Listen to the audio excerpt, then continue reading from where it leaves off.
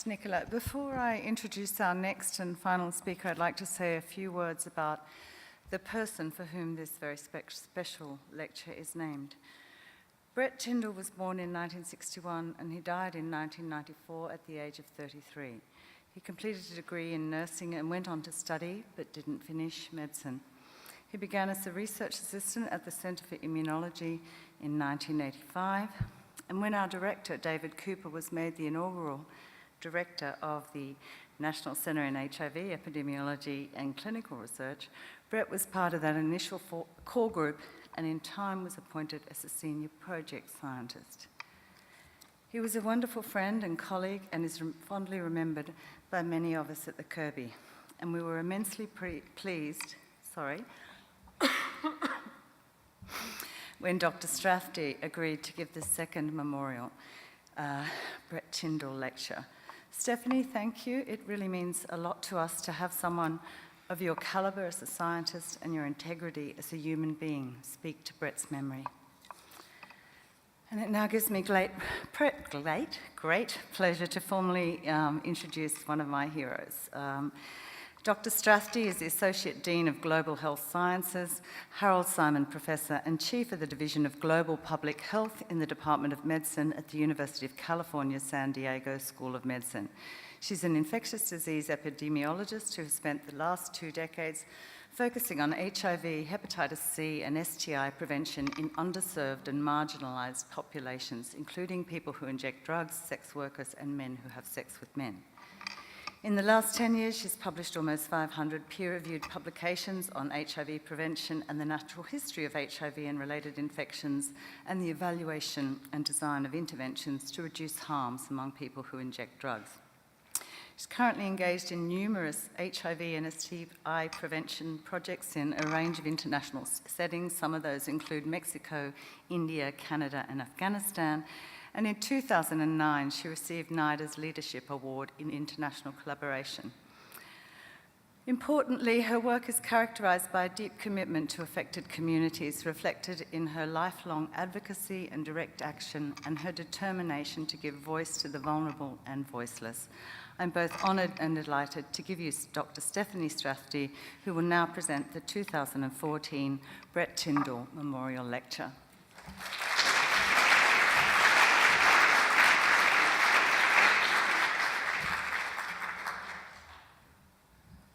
Thank you very much, Lisa. It's a great honor to be here. I want to thank you and David and my colleagues. I've actually been collaborating for many years with some of you. Back in the early days was with John Calder with the Tricontinental Seroconverter Study. And I'm very honored to be selected to present the Brett Tyndall lecture. I lost my best friend to HIV at the age of 27. Very early in the epidemic, and my PhD supervisor, and it's these things that really drive us. So I'm going to take you on a journey today to another part of the world, not the South Pacific, but to the Mexico-US border, and hopefully before the day is out, impart some lessons that we've learned from our intervention studies with female sex workers who inject drugs. So first I'd like to acknowledge a number of co-investigators and collaborators, not the least of which is Dr. Tom Patterson, who's also my husband, who really started the work on the Mexico-US border that we're engaged in. And just to orient you, we're going to be talking about Tijuana, which is adjacent to San Diego, California, and Ciudad Juarez, which is across from El Paso, Texas, which had the distinction of being called Baghdad, Mexico for a while because of its violence, and you'll hear a little bit about that. When we think about this population of female sex workers that inject drugs, I think it's important to realize that people are just people. They don't see themselves in silos as I'm an injection drug user or I'm a female sex worker.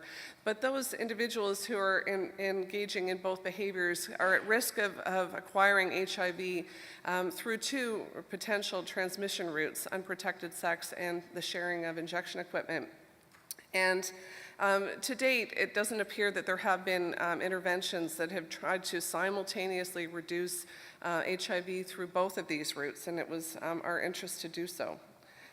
especially because there's many parts of the world, Eastern Europe and Southeast Asia in particular, where there's a lot of overlap between these two populations. But just to orient you a little bit to the Mexico-US border and its context, sex work is actually quasi-legal in most Mexican cities. Sex tourism is common, so there's a lot of US tourists and foreign tourists that come to these regions. And in Tijuana, it's estimated that there's about 9,000 female sex workers and about 4,000 in Ciudad Juarez. And the size of these cities is about 1 million. So it's quite a problem.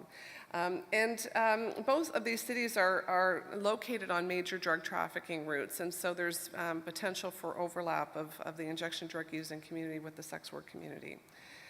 Some early work done by Tom is found that the correlates of HIV infection were surprisingly not all sexual. This was a population of female sex workers where only a minority injected drugs, and yet the injection of cocaine in the past month was associated with HIV, and also the smoking of methamphetamine. And of course here, methamphetamine is known to be associated with high-risk sexual behaviors.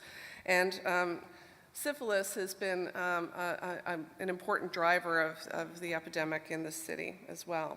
So this was one of the first clues that injection drug use and sex work were probably really occurring in this population, and yet we hadn't really paid much attention to it.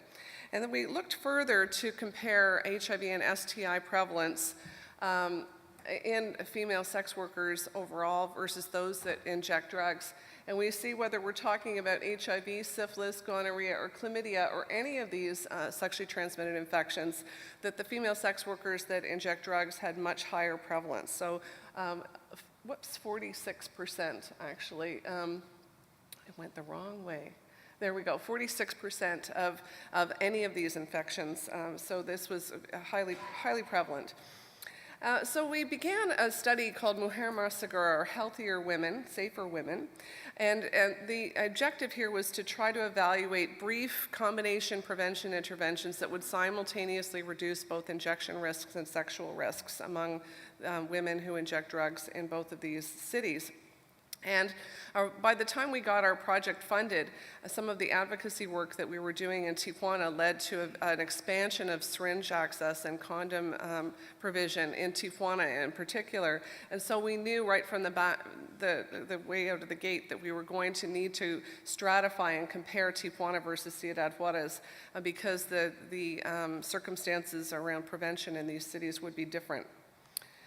So the eligibility criteria for the study was that the sex workers be biologically female, over 18 years of age, because that's the age of consent and the age that sex work is legal in these cities. They had to live in either Tijuana or Ciudad Juarez, and to test HIV negative at baseline, since HIV infection was going to be one of our primary outcomes. They had to agree to sexually transmitted infection treatment if they tested positive, so that we could differentiate between prevalent and incident infections at follow-up. They had to begin sex trading more than 6 months ago, and they had to self-report at least one episode of unprotected sex with clients and at least one episode of injecting drugs and sharing injection equipment. So with all of these criteria, you would think that we would have a really hard time recruiting people into this study.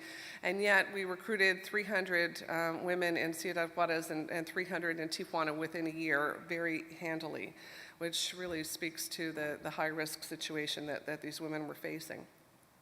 So we collected a number of pieces of data at baseline and quarterly for 12 months.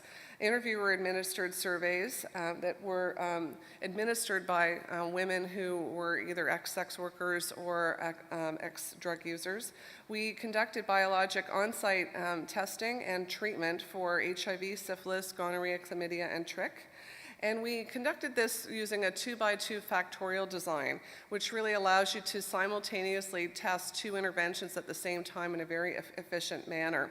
And we decided, because these women were such high risk of acquiring HIV and STDs, that we would actually not have a true control. We didn't want to deny a single woman access to these interventions. So we decided to have two formats of the intervention: an interactive version, which would serve as the condition that we were thinking that would really generate the most behavior change, and a lecture or didactic format, which is just imparting the information alone without any real counseling or exchange between the counselor and the woman.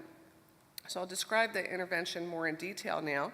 So the 2x2 factorial design looks like this. So on the top here, we have the interactive injection risk intervention, whether they didn't have it or they did. And here is the interactive sexual risk intervention, whether they got it or didn't. So the most powerful condition we thought would be the intervention that was where women were receiving the interactive version of both the sexual risk intervention and the interactive version of the injection risk intervention. And the control, if you'll call it a control, is the women who are receiving the didactic version of both. So they still get something, but it's more in a lecture format. And on the diagonals are the women who receive the interactive version of one and the didactic version of the other. And we did this in both cities. The types of interventions now, I'll just briefly describe them, and you can learn more about them through some of our other publications. The interactive sexual risk intervention was based on an earlier study called Mujer, Segura that was developed and published upon by Tom Patterson. And also the fast lane intervention, which was developed among heterosexual methamphetamine users. And it used motivational interviewing. It was a theory-based intervention, and role play and goal setting. And it was really focused on condom negotiation. And here we added condom negotiation within the context of sex work and drug use. So it could be their own drug use or their client's drug use. And the interactive injection risk intervention was based on a previous set of interventions called the DO-IT, or the Drug Users Intervention Study, and the STRIVE intervention. And these were previously published upon. Both of them were multi-site studies in the United States. And the components here included a risk ladder exercise using motivational interviewing and goal setting, and I'll show you that in a moment, and a 5-minute video that showed how contamination of injection equipment can occur using a drop of fluorescent dye to simulate blood within the context of preparing one's equipment for injection. And finally, there was a syringe disinfection role play, so how to use bleach as a last resort to decontaminate your syringes.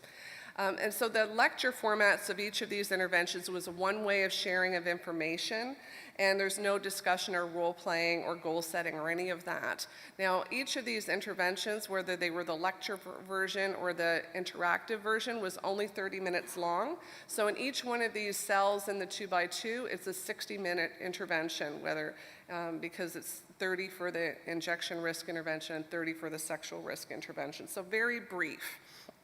Okay, so one of the interesting things that happened, it was one of the first lessons that we had, was that if we couldn't just take a video that was developed for a bunch of drug users in the United States, where it was developed by the CDC, and there was a woman who was sitting behind a desk with a white coat on saying, okay, I'm going to pretend I'm injecting drugs, and here's the packet of Sweet and Low. It's going to pretend that it's heroin, and I'm going to show you how, to make sure that your syringe equipment doesn't get contaminated.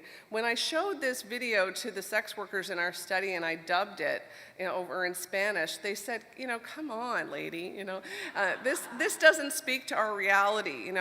Can we have our own video? Can we make our own? And of course, I didn't have this in the budget. I didn't think that the National Institute of Drug Abuse would allow me to kind of make a video that would show how to inject drugs more safely. But nevertheless, I was convinced that this was something that the women really wanted. And I was most surprised that the women actually lined up to participate in this. We actually had to have some casting. And they said, look, just give us the basic script. We're going to improvise and do our own thing. And they shot this video with our production staff in a shooting gallery, which is a picadero. And this is a still from this. And we should use new syringes every time we shoot. So I'm just going to show you a couple of stills from this. And here's Gina. She says, "Hi, I'm Gina. HIV and Hep C worry all of us, tecatos and tecatas." So that's the slang for drug user. Hello, I'm Lily. Lily was a little bit compromised during the video, but it made it even more real. We're going to show you how blood and viruses that are in one piece of equipment can contaminate other pieces of equipment using a special dye. This dye glows in the dark when we use a black light.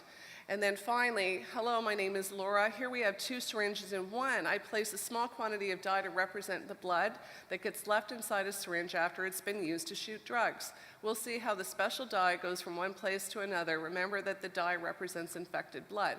Don't forget, a tiny amount of blood is enough to transmit HIV and Hep C. As you can see, with the assistance of the black light, everything is contaminated: the syringes, the plunger, the cotton, the cooker, the water, and even my fingers. So there's this real aha moment that goes off when a woman is seeing this video, because she says, wow, you know, I never share the syringe or the needle, but I always share the water. I don't even think about that. So this was a really powerful 4-minute video, and it's publicly available. If any of you want to see it, it's on our division website. We also had this risk ladder, which was kind of a conceptual model of risk, because it's, from a harm reduction perspective, you ask people, okay, where are you now on this risk ladder, where injecting with someone else's used syringe is the highest risk that you can engage in, and not using drugs is the lowest. Now, we know that a lot of people don't want to be down here, but they may. And so we say, okay, well, where are you now? Maybe you're here, and maybe you want to be here. So that's part of the goal-setting exercise that the counselor helps them come to terms with by the end of their session. Now, the boring part is the statistical analysis, and I'll just say it briefly for those epidemiologists in the room, because I know who you are and you want to know these things. So we used an intent to treat approach, and we followed the recommended rules for factorial trials. So the primary outcome in this case was combine HIV and STI incidence, because HIV incidence is low in this setting, so we had to combine it with all the STIs. And we used Poisson regression with robust variance estimation. We had a whole bunch of secondary outcomes, which included receptive needle sharing, so it's taking a needle that someone else has used and using it yourself, or the sharing of injection equipment, and we looked at all of the different pieces separately and then combined them together in an injection risk index as another secondary outcome. And you may be wondering why we didn't use Hep C as an outcome, and that's because in this setting, Hep C prevalence was already 95%, so we wouldn't have enough power. So for those of you who are interested, this is what the flow chart looks like. So we assessed over 1,100 women for eligibility, and most of the women who were excluded didn't meet the criteria because they weren't engaging in both unprotected sex and needle sharing. We randomized 584 to either group A, B, C, or D, so by design it's almost equal. We didn't lose very many women over the course of the study, so we had over 90% follow-up at every visit. And most of the losses to follow-up were actually deaths due to homicide or overdose. And so we analyzed pretty much equal numbers in each group. So here's the results, and these are the results from Tijuana. So you'll remember we have, this is the most active condition, and this is the most control condition.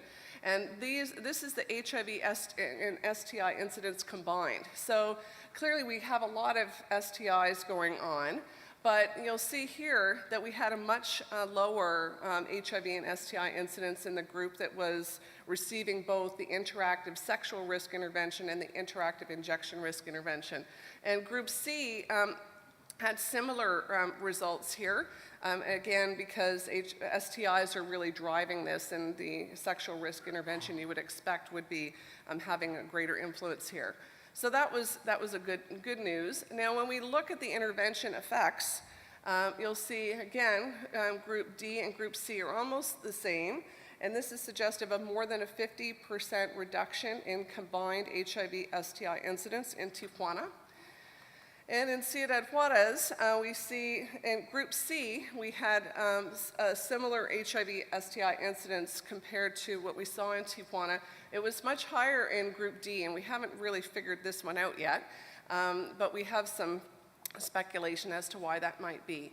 that we can discuss later if there's time. And when we look at the intervention effects in Ciudad Juarez, for Group C, we see again there's more than a 50% reduction in HIV STI incidence for the women who were receiving the interactive sex intervention. So the results for the injection risk intervention are more complicated and are pretty interesting. So there's a couple things from this. So this is the impact of the injection risk intervention on receptive needle sharing in Ciudad Juarez and Tijuana. So we've got Ciudad Juarez in red and Tijuana in yellow. And the dotted lines are the control condition, and these solid lines are the intervention condition, so the interactive version, that is. So a couple take-home messages from this slide. So the first thing is that for Ciudad Juarez, we actually see a significant difference between the intervention and the control condition. Yet, for Tijuana, we don't see a significant difference between these conditions at all. Yet, in Tijuana, the decline is actually much steeper than we see for Ciudad Juarez. You know, this puzzled the heck out of me initially, and we thought, okay, well, let's look at the other pieces of injection equipment. So we looked at the cotton, the cooker, the water, and we also looked at the injection risk index, and we saw the exact same pattern. Okay, so this is the injection risk index, just to make my point even clearer.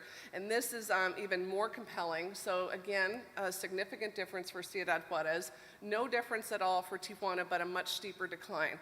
So I thought, okay, well, what could be going on here? And so the first thing that we realized is, okay, well, what's going on in Tijuana that's not going on in Ciudad Juarez? It's this expansion of syringe access that we had contributed to through some of our advocacy work.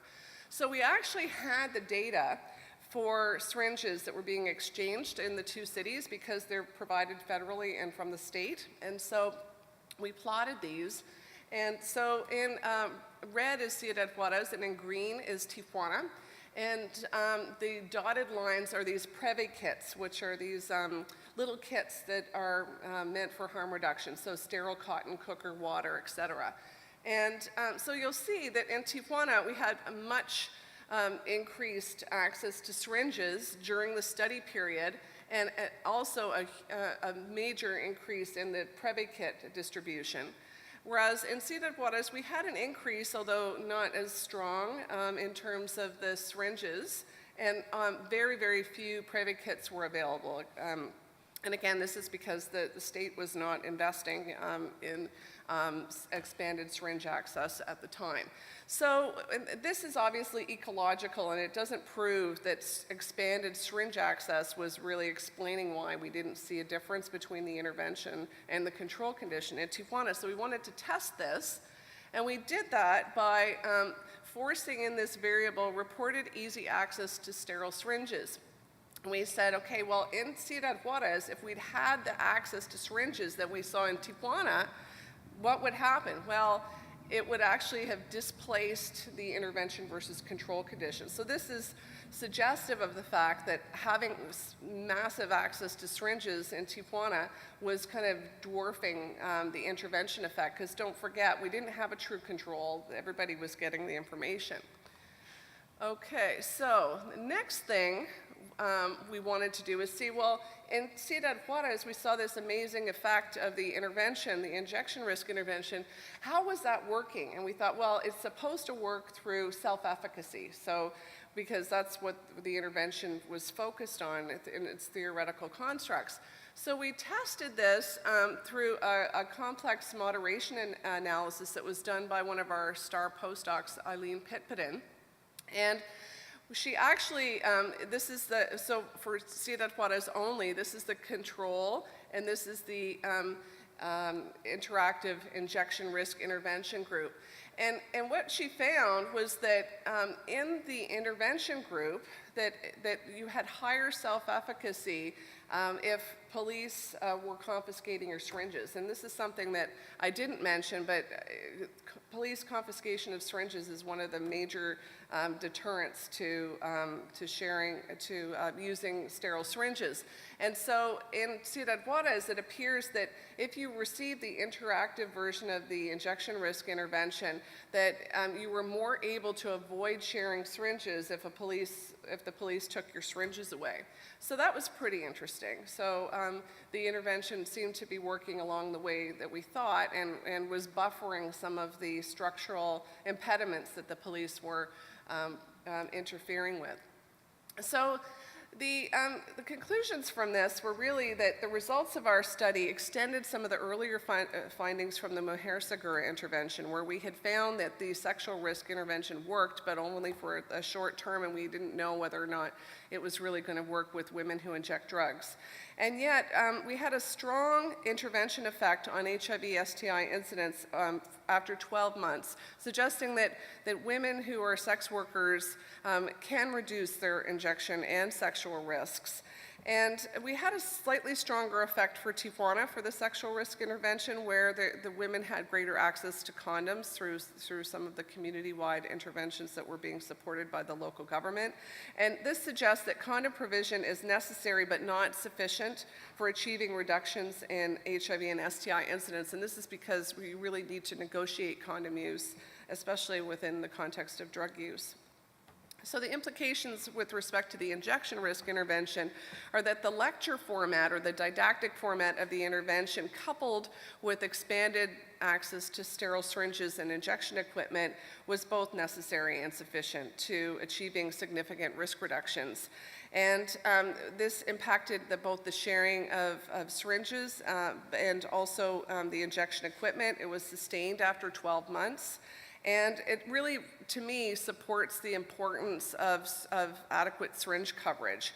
And this, we saw a significant, albeit more modest, reduction in Ciudad Juarez, and where it suggests really to me here that the intervention has value in settings where there's suboptimal syringe access. And so in Tijuana, you don't really need anything because the sterile syringes were enough with the information. And so it really suggests that syringe coverage is the most important thing to do if you're a policymaker. But if you don't have access to sterile syringes due to the policy environment you're in, or it's a prison setting, for example, then this intervention certainly can have merit.